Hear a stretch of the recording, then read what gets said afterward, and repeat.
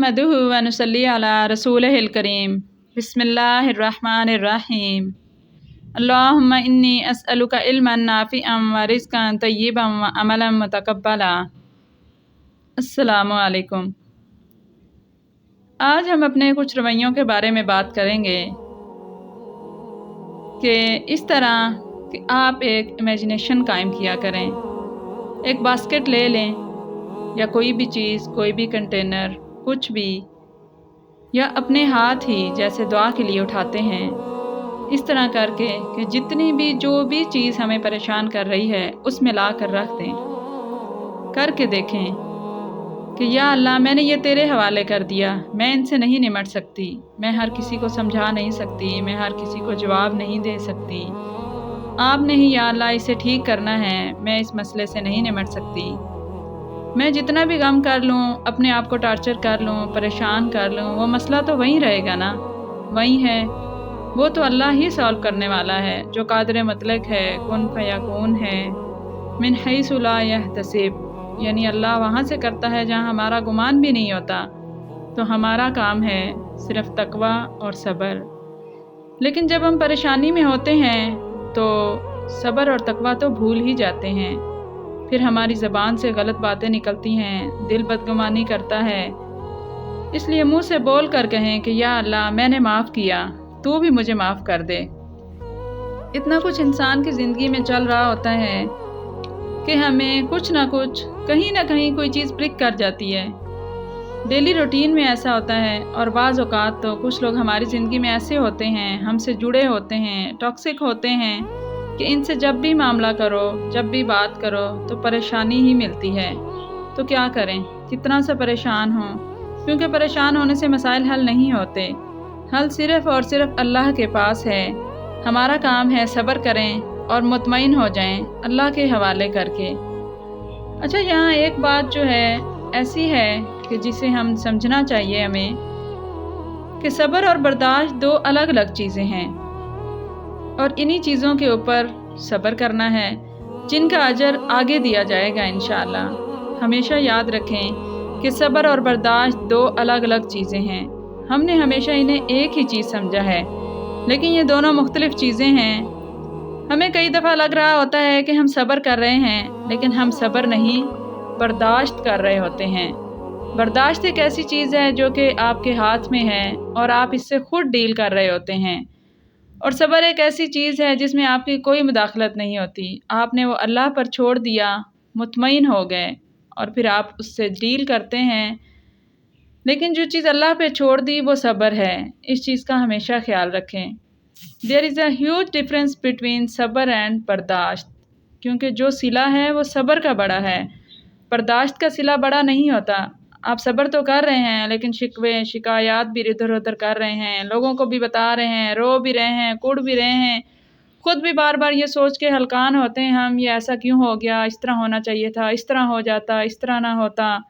उसके ऊपर भी मातम कर रहे होते हैं, अल्लाह से भी गिला कर रहे होते हैं, 10 लोगों को भी बता रहे होते हैं। तो ये हम सब्र नहीं कर रहे, बल्कि बर्दाश्त कर रहे होते हैं, क्योंकि जो टाइम हम पे आया है वो तो गुजरना ही है, वो तो रुकेगा नहीं।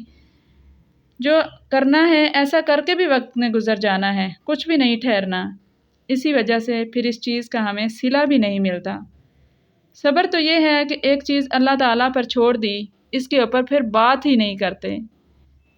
आपको इस पर इतना इत्मीनान आ जाता है, अल्लाह की रज़ा समझकर यकीन आ गया, अपने आप को ये चीज़ फ़ील करवाई, अपने आप को मुतमईन कर लिया, अकीदा मज़बूत कर लिया इस बात पर कि सिर्फ़ और सिर्फ अल्लाह से दुआ करनी है, या जो भी आया है अल्लाह ही की तरफ से आया है।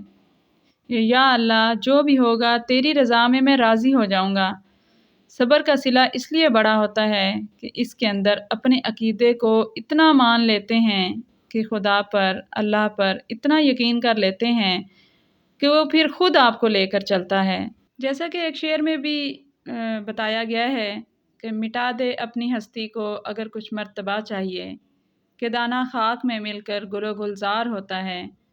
यानी कि फिर हमारी मैं, मेरे साथ क्यों ऐसा हो गया, क्यों, किसने कर दिया, क्यों कर दिया, ये सब बातें जो है वो ख़त्म हो जाती हैं। अल्लाह की रज़ा में राज़ी हो जाते हैं तो अल्लाह ताला भी हमारे ساتھ ہو جاتا ہے۔ اللہ تعالیٰ کے ساتھ ہونے کا یہ مطلب نہیں ہے کہ آپ کو بڑے بڑے محل مل جاتے ہیں، بڑی دولت مل جاتی ہے، بڑی جائیداد مل جاتی ہے، بلکہ اللہ کے ساتھ ہونے کا مطلب یہ ہوتا ہے کہ آپ جس بھی حال میں ہیں اس میں اللہ تعالیٰ نے عافیت رکھ دی ہے، آپ کے لیے سکون رکھ دیا ہے، آپ کے لیے عزت رکھ دی ہے، اور آخرت میں آپ کے لیے اللہ تعالیٰ نے بڑا حصہ رکھ دیا ہے۔ یہ اللہ کی رضا ہے، اللہ کا ساتھ ہونا ہے۔ بعض لوگ اس کا مطلب یہ سمجھتے ہیں کہ اللہ کی رضا اور اللہ کا ساتھ ہونا تو یہ ہے کہ ہم بڑے بڑے محل مانگیں گے، ہم بڑی بڑی گاڑیاں مانگیں گے، دنیا کی دولت مانگیں گے، عہدے مانگیں گے تو وہ ہمیں فوراً مل جائیں گے، تو شاید یہی اللہ کی رضا ہے۔